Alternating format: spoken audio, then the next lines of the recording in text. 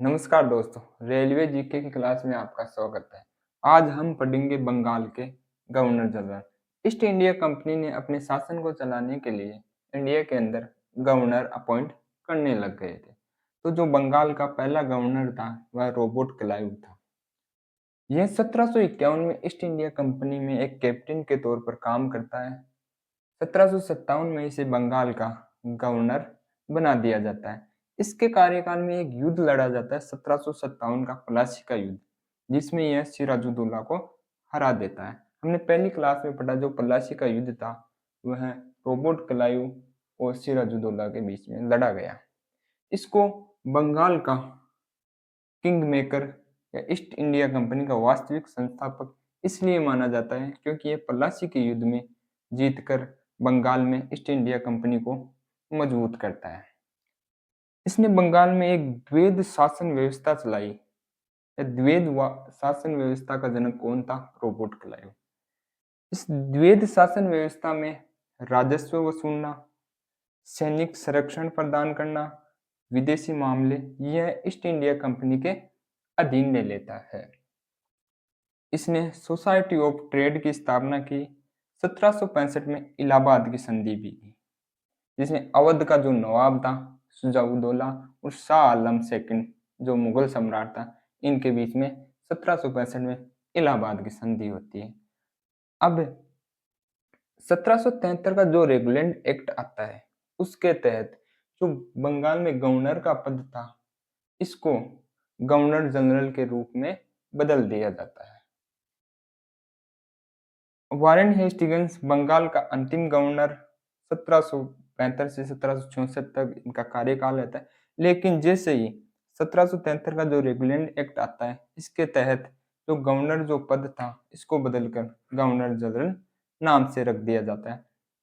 तो Warren Hastings Bengal का अंतिम गवर्नर और बंगाल का first governor general Warren Hastings होता है। अब 1773 का जो रेगुलेंट एक्ट था इसके तहत मद्रास और बम्बई के जो गवर्नर थे वो इसके अधीन हो गए। इनके कार्यकाल में राजस्व बोर्ड का गठन होता है। इसमें एक राजस्व वसूलने की एक इजारीदारी व्यवस्था लागू की गई। इसने जो रॉबर्ट क्लाइव ने द्वैध शासन व्यवस्था आरंभ की थी, इसने वारेन हेस्टिंग्स ने द्वैध शासन व्यवस्था का अंत कर दिया। इसने कलेक्टर पद की स्थापना की।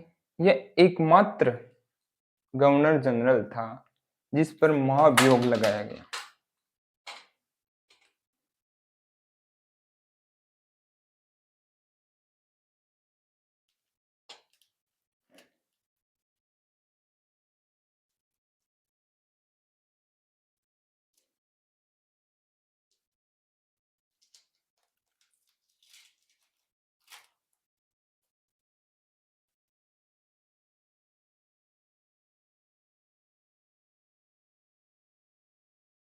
दोस्तों वारेन हेस्टिंग्स ने कलेक्टर पद की स्थापना की।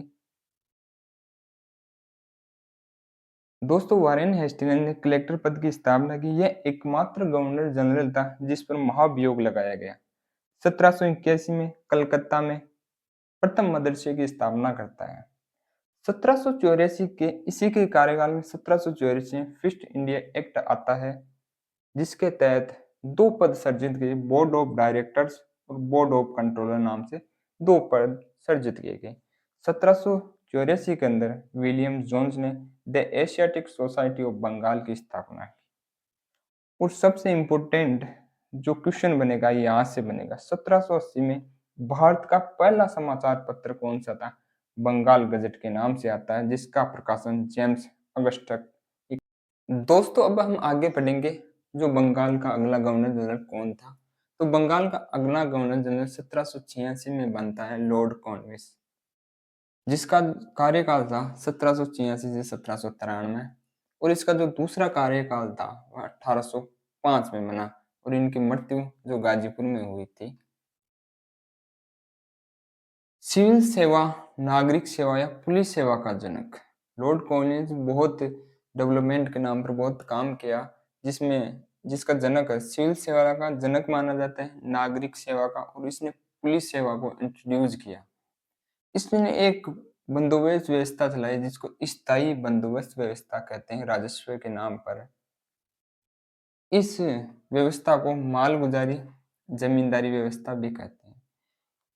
स्थायी बंदोबस्त व्यवस्था के तहत जो राजस्व प्राप्त करने की थी, इसमें जब कोई जमींदार टाइम पर टैक्स नहीं दे पाता था तो उसकी जमींदारी छीन ली जाती थी। स्थायी बंदोबस्त व्यवस्था के अंदर 90% जो उपज का 90% ईस्ट इंडिया कंपनी को दिया जाता है, और जो 10% था वह किसान अपने पास रख सकता था। इसके कार्यकाल में दो व्यवस्था और अपनाई गई। पहली रैयतवाड़ी व्यवस्था जिसने अपनाई वह रीड और मुनरो था, जिसके कार्यकाल में आई वह लॉर्ड कॉर्नवालिस था।